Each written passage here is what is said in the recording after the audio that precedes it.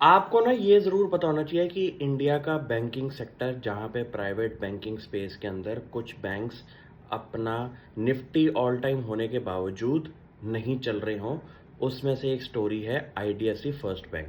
ये इंडिया का इकलौता ऐसा बैंक है जिसको वर्ल्ड ने इतना ग्लैमर दे दिया, लेकिन फिर भी स्टॉक जो है अंडर परफॉर्म करता है लोगों की एक्सपेक्टेशन से। क्यों? क्योंकि जब आपका कंसंट्रेशन इतनी ज़्यादा ग्लैमरस ग्रोथ पे हो कि ये टर्न अराउंड काउंटर है, नेक्स्ट एचडीएफसी बैंक है, नेक्स्ट आईसीआईसी बैंक है, लेकिन आपका लीगेसी पोर्टफोलियो अगर पुराना जो इंफ्रास्ट्रक्चर लोन्स में फंसा हुआ है, उसकी सफाई के चक्कर में आपको 2-4 साल निकल जाते हैं, तो बैंकिंग सेक्टर के अंदर आपके कंपैरेबल एनालिसिस करके अगर बाकी बैंक ज़्यादा बढ़िया चल रहे हों, तो आपका स्टॉक प्राइस एग्जिस्टिंग पोर्टफोलियो वाला आईडीएफसी फर्स्ट बैंक का नहीं चल सकता। क्यों? क्योंकि सिंपल सी बात है, इनकी डिपॉजिट ग्रोथ 35% की है, एडवांसेस ग्रोथ 22% की है, कंपनी की आरओए लेस देन 1% पे है और कंपनी की आरओई जो है वो 8% पे है। कंपेरेबल बैंक्स का जो नंबर है वो आज की डेट में आरओई टर्म्स के अंदर मोर देन डबल का है, इसलिए सबसे बड़ी गड़बड़ी है इनका बैंकिंग स्टॉक के अंदर नाम इतनी तेजी से चल नहीं रहा। यहाँ पे आपको ये देखना पड़ेगा कि बेटिंग बिग और प्रमोटर का क्या मतलब होता है। इंडिया का पूरा बैंकिंग स्पेस जो है वो प्राइवेट बैंकिंग स्पेस के अंदर एक चीज पे डिपेंडेंट रहता है कि प्रमोटर की गुडविल मार्केट में कैसी है। यहाँ पे कोई डाउट नहीं है कि यहाँ पे आईडीएफसी फर्स्ट बैंक के प्रमोटर में कोई प्रॉब्लम है।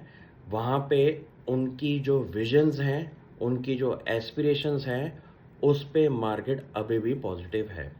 आपको ये देखना पड़ेगा कि ये बैंक मर्जर होके एक इस लेवल पे आके खड़ा हो चुका है कि यहाँ पे इन्होंने लीगेसी पोर्टफोलियो तकरीबन खाली कर दिया है अपनी बुक से, और कंपनी हमारी रिटेल फोकस बैंक में इस टाइम बनी हुई है।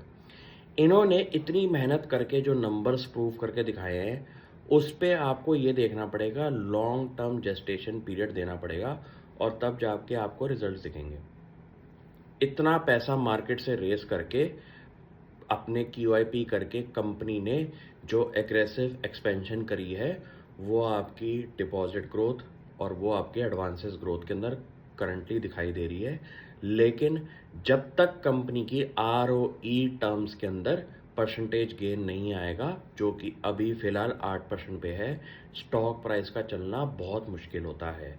लेकिन आपको ये सोचना है कि लॉन्ग टर्म इन्वेस्टिंग के लिए आपको टर्न अराउंड काउंटर्स पे काम करना होता है, तब जाके आपको मल्टी बैगर रिटर्न्स दिखाई देती है। ये इंडिया का एक ऐसा इकलौता बैंक है जहाँ पे अभी भी प्रमोटर बैठा हुआ है कंपनी के ऊपर, और उनकी प्रमोटर की विजन और एस्पिरेशंस अभी भी बहुत ज़्यादा ग्रोथ दिखाई देती हैं उनके विजन कंपनी की अनाउंसमेंट्स के अंदर। यहाँ पे बैटिंग बिग का मतलब ही यही है, ऑन प्रमोटर। क्यों? क्योंकि जब तक प्रमोटर की अलाइनमेंट है अपनी विजन एस्पिरेशंस के लिए, इस बैंक को आगे बढ़ाने के लिए, ये स्टॉक आगे चलेगा।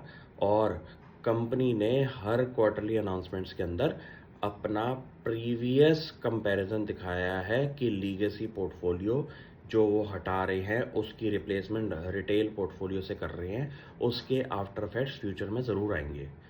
आपके पास अगर जेस्टेशन पीरियड है, टाइम लंबा रख सकते हैं, इस स्टॉक को कभी भूलना मत।